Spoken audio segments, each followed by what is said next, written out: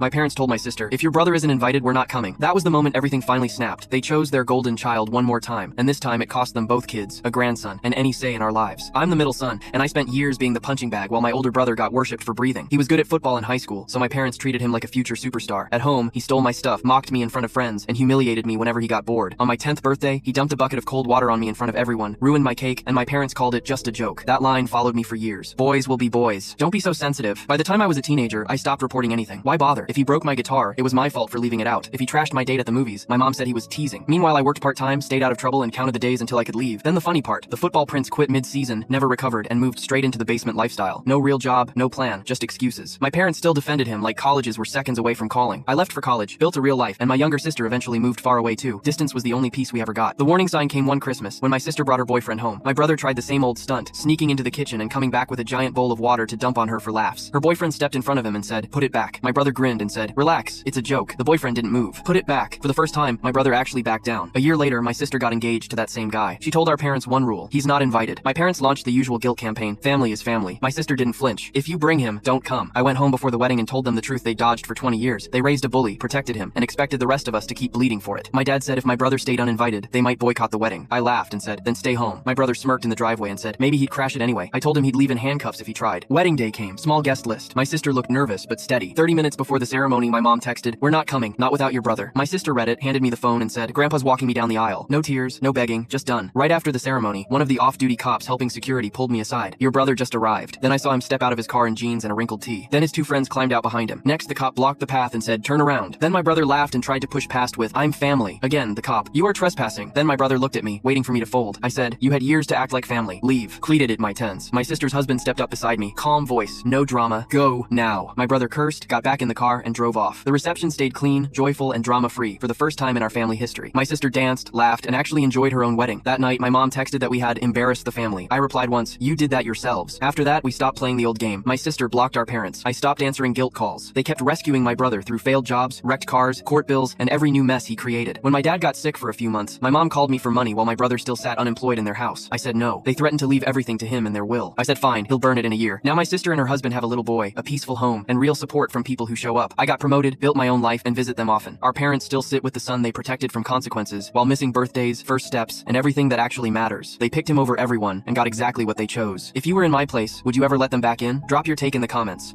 Click the link on the homepage to watch the full follow-up for free.